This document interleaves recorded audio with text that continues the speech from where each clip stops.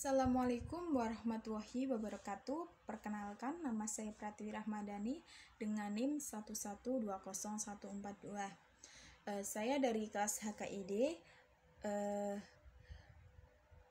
Video ini bertujuan untuk memenuhi tugas fikih jinayah. Pada video kali ini saya akan menjelaskan tentang hudud, qisas dan diyat, reformasi dan positifikasi hukum Islam di Indonesia. Yang pertama, hudud.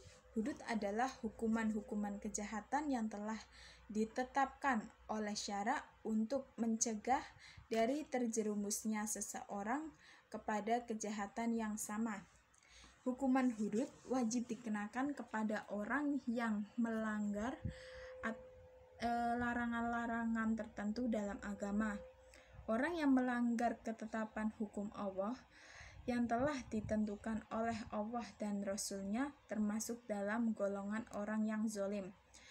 Firman Allah dalam Quran Surat Al-Baqarah ayat 229 yang artinya, dan siapa yang melanggar hukum-hukum Allah atau aturan-aturan hukum Allah, maka mereka itulah orang-orang yang zalim. Adapun macam-macam had, ada had zina, had al-qazaf, had al-khamar, as-sariqah, al-hirabah, al-baghi, dan aridoh dan ta'zir. Yang kedua ada qisas dan diyat. Qisas dan diyat adalah hukuman yang berupa pembalasan yang setimpal atau pembayaran ganti rugi atas tindak pidana terhadap tubuh dan jiwa. Hukuman qisas diyat bagi orang yang membunuh atau menganiaya orang lain tanpa hak adalah bukti bahwa Islam sangat membela dan memperhatikan keselamatan jiwa seseorang. Macam-macam qisas dan diyat. Ada pembunuhan sengaja, pembunuhan menyerupai sengaja, pembunuhan tidak sengaja, pencederaan sengaja, dan pencederaan tidak sengaja.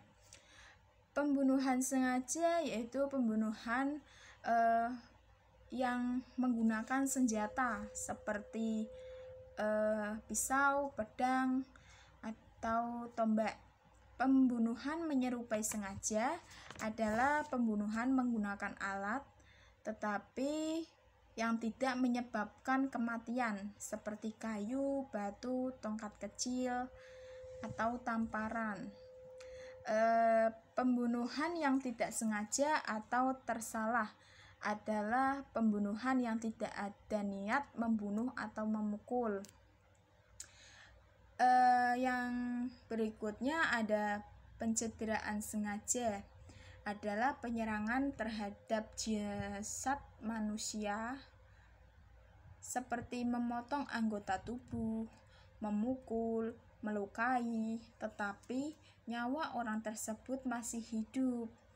Yang terakhir ada pencederaan tidak sengaja, yaitu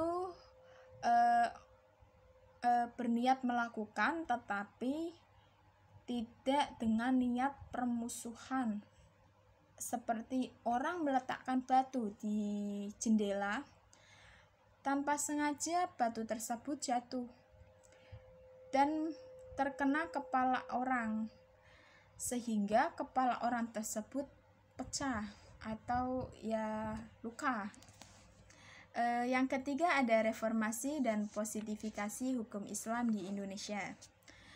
Reformasi dalam bidang hukum tidak lepas dari pengertian perubahan, perbaikan, peningkatan, dan pembetulan terhadap sistem hukum dalam kehidupan bermasyarakat dan bernegara yang berlaku selama ini.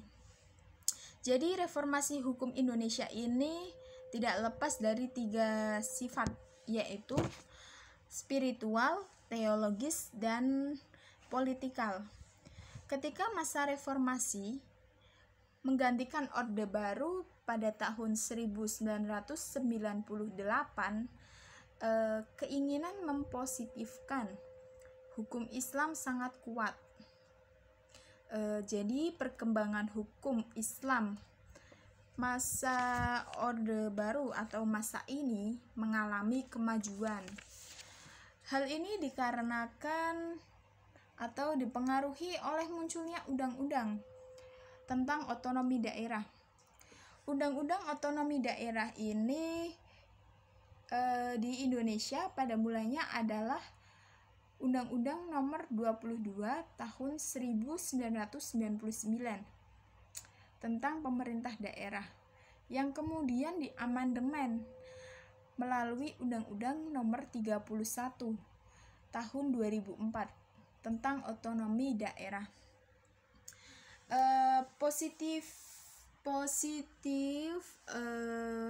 Hukum Islam terkait dengan nilai-nilai ajaran Islam yang memperjuangkan pasti tidak akan ditolak oleh golongan lain karena sifatnya universal, yaitu menegakkan keadilan, menegakkan hukum, membangun demokrasi, membangun kepemimpinan yang amanah, melindungi HAM, menjalin kebersamaan, membangun keamanan, dan sebagainya. Sekian dari saya. Wassalamualaikum warahmatullahi wabarakatuh.